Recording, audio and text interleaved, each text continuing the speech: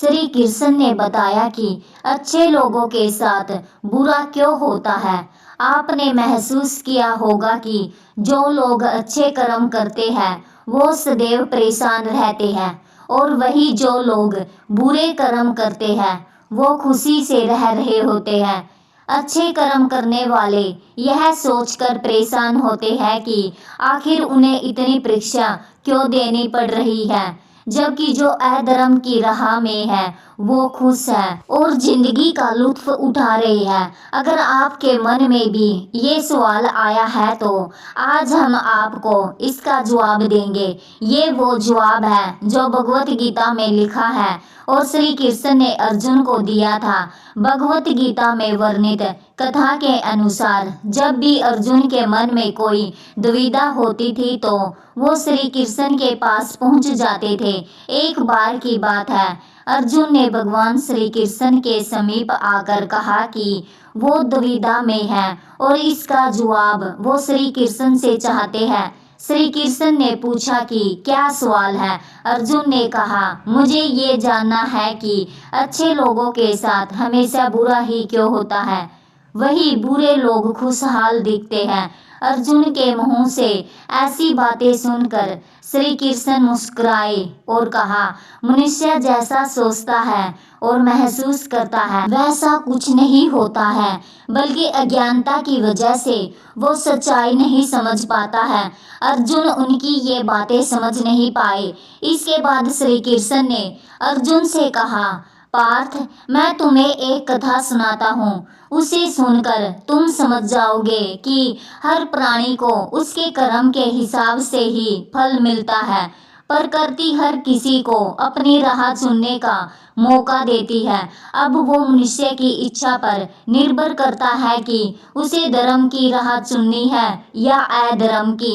कथा शुरू करते हुए श्री कृष्ण ने कहा, एक नगर में दो पुरुष रहा करते थे।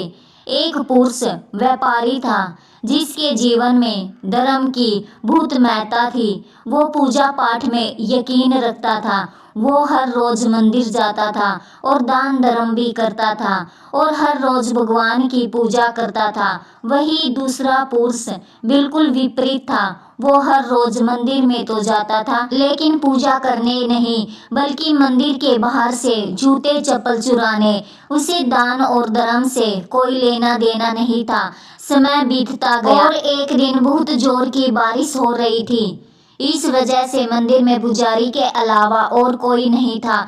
ये बात जब दूसरे पुरुष को पता चली तो उसने कहा कि ये सही मौका है मंदिर का धन चुराने का। पंडित से नजर बचाकर उसने मंदिर का सारा धन चुरा लिया। उसी समय धर्म कर्म में विश्वास रखने वाला व्यक्ति भी मंदिर पहुंचा। दुर्भाग्य से मंदिर के पुजारी ने उसे ही चोर समझ लिया और चिल्लाने लगे। वहां लोग एकत्र हो गए और उसे बहुत मारा। किसी तरह वो बचते बचाते वहां से निकला तो दुर्भाग्य ने उसका साथ वहां भी नहीं छोड़ा। मंदिर के बाहर वो एक गाड़ी से टकरा गया और घायल हो गया। फिर वो व्यापारी लंगड़ाते हुए घर जाने लगा तो रास्ते में उसकी मुलाकात उस पुरुष से हुई जिसने मंदिर से धन चुराया था। उसने कहा, आज तो मेरी किस्मत चमक गई, एक साथ इतना सारा धन मिल गया। ये सब देखकर उसे बहुत बुरा लगा और उसने अपने घर से भगवान की सारी तस्वीरें निकाल दी। कुछ सालों बाद दोनों पुरुषों की मृत्यु हो गई। मरने के बाद जब दोनों यमराज की सभा में पहुंचे और भले पुरुष ने दूसरे व्यक्ति को देखा तो उसे बहुत गुस्सा आया।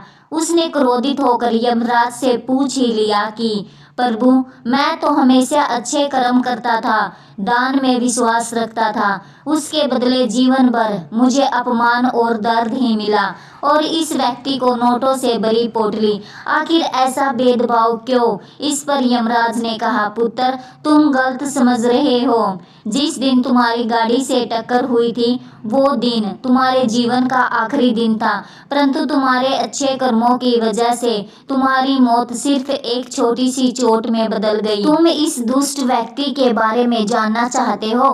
दरअसल इसके भाग्य में राजयोग था, मगर इसके कुकर्मों और अधर्म की वजह से वो सिर्फ एक छोटी सी धन की पोटली में बदल गया। कथा सुनाने के बाद श्री कृष्ण अर्जुन से कहते हैं, पार्थ, क्या अब तुम्हें तुम्हारे सवाल का जवाब मिल गया? ऐसा सोचना कि भगवान तुम्हारे कर्मों को नजरअंदाज कर रहे हैं, ये बिल्कुल भी सत्य नहीं है। भगवान हमें कब क्या किस रूप में दे रहा है मनुष्य को समझ में नहीं आता है, लेकिन यदि आप अच्छे कर्म करते रहे तो भगवान की कृपा हमेशा बनी रहती है। इसलिए अपने अच्छे कर्मों को बदलना नहीं चाहिए, क्योंकि उसका फल हमें इसी जीवन में मिलता ही है। इसलिए मनुष्य का फर्ज है कि वो हमेशा अच्छे कर्म करते रहे, क्योंकि श्री कृष्ण ने गीता में भी बताया है कि किसी के द्वारा किया गया कर्म बेकार नहीं जाता है, चाहे वो अच्छा हो या बुरा।